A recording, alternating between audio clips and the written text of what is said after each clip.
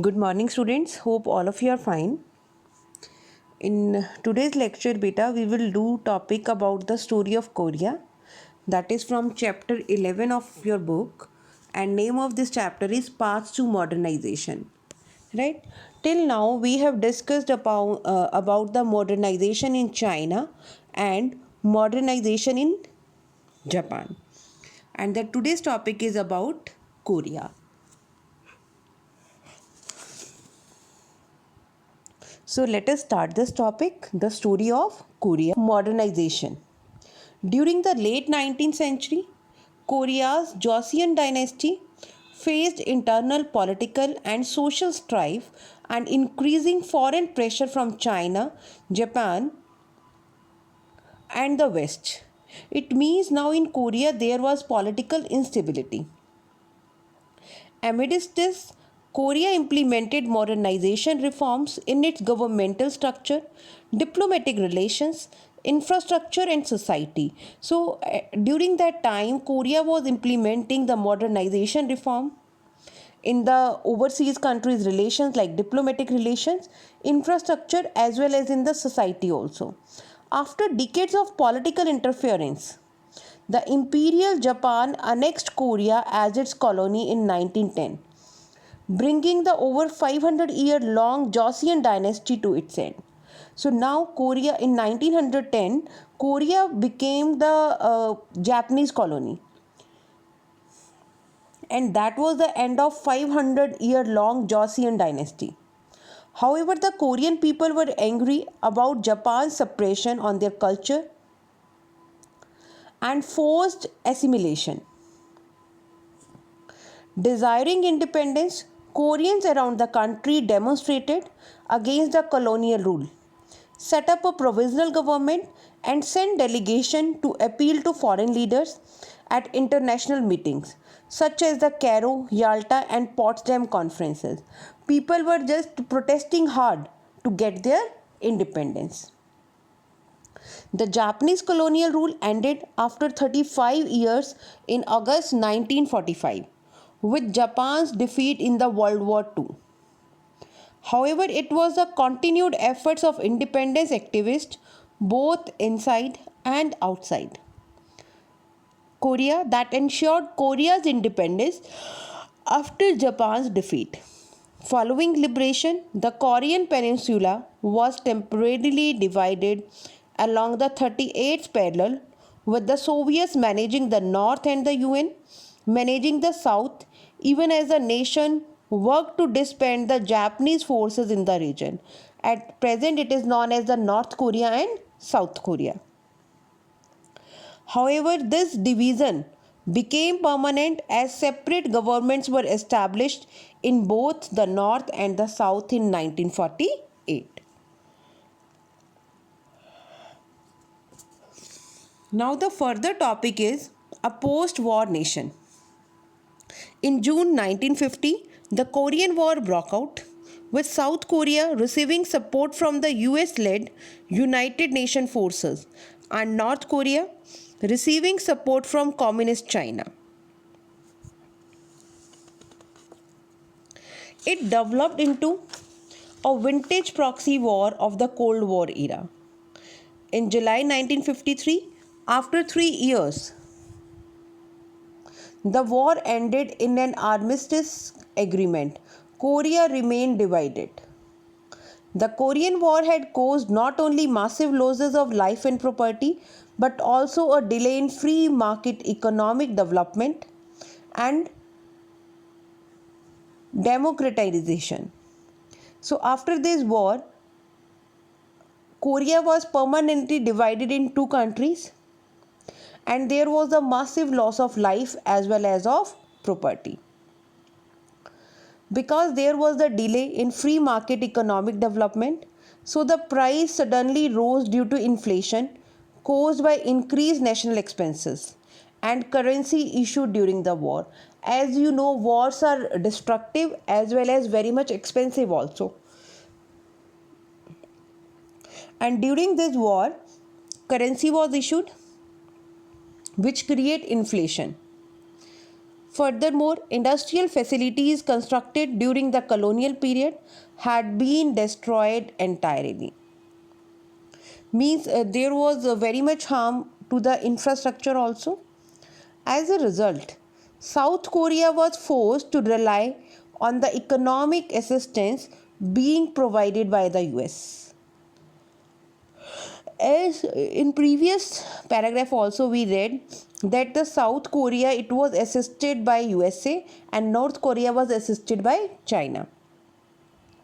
Though South Korea's first president, Syngman Rhee, had been elected in 1948 through democratic process after the Korean War, he extended his administration twice through illegal constitutional amendment.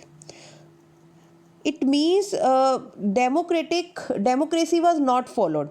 Whether the first president, he was elected through the democratic process, but he just extended his tenure, his administration twice through the illegal constitutional amendment.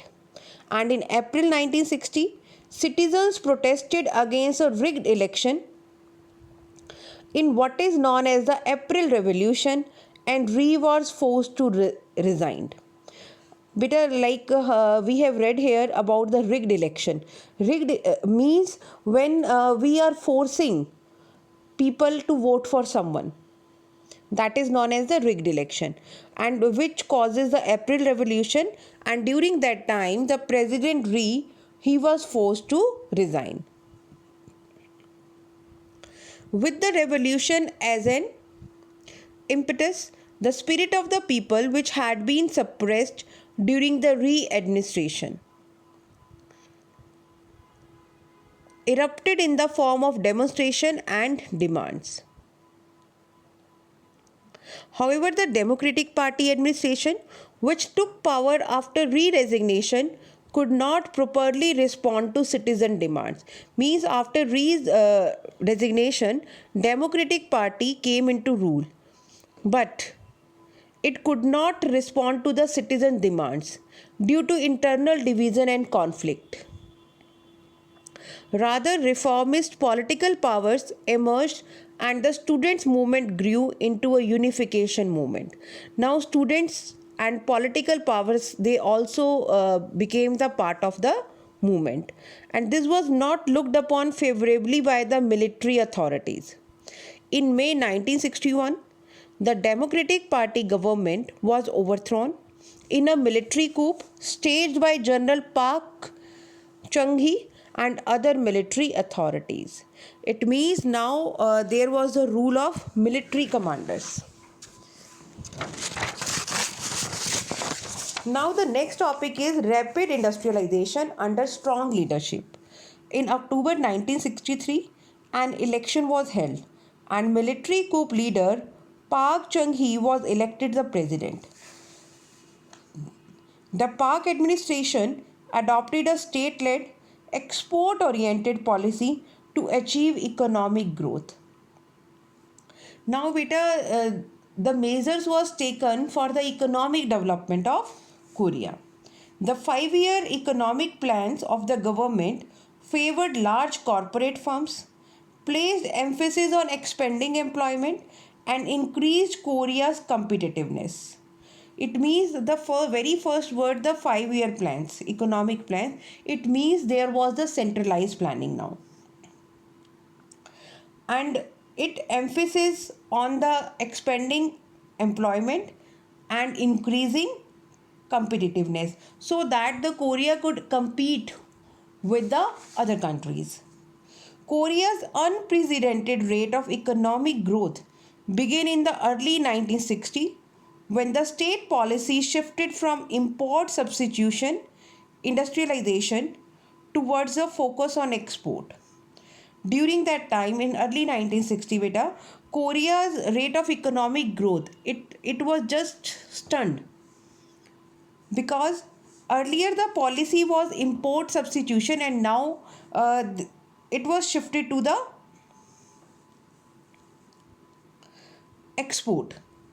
Under the export oriented policy, the government supported labor intensive light industrial products such as textile and garments, in which Korea had a comparative advantage. During the late 1960s and 1970s, the focus again shifted from light industries to value added heavy and chemical industries. It means that in the export policy, first of all, they concentrated on the light goods, and later on, the value added heavy and chemical industries. Steel, non ferrous metals, machinery, shipbuilding, electronics, and chemical production were selected as the most important industries in the race for economic growth.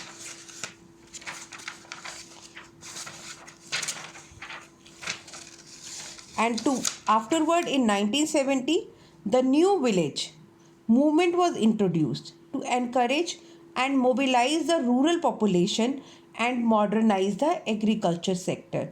So, if you will see that firstly the emphasis on the export, and then mobilize the rural population and modernize the agriculture sector.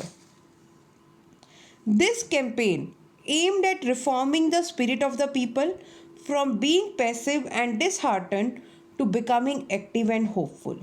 Now, this campaign that was run in the rural areas, now the people, there was a reform that at that time people were passive and disheartened, means heartbroken. They were becoming active and hopeful.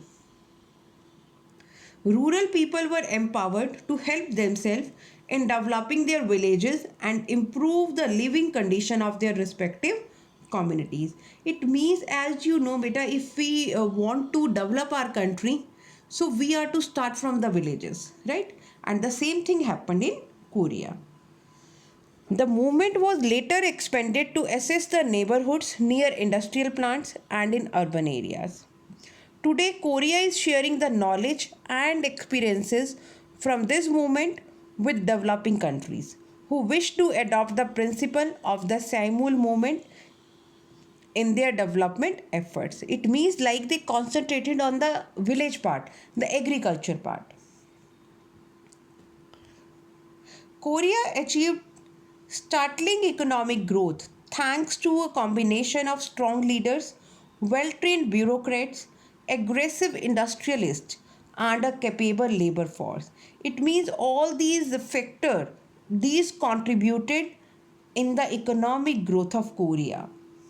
Means the leaders were strong, bureaucrats were well trained, industrialists were aggressive and the foresighted vision, and the capable labor force.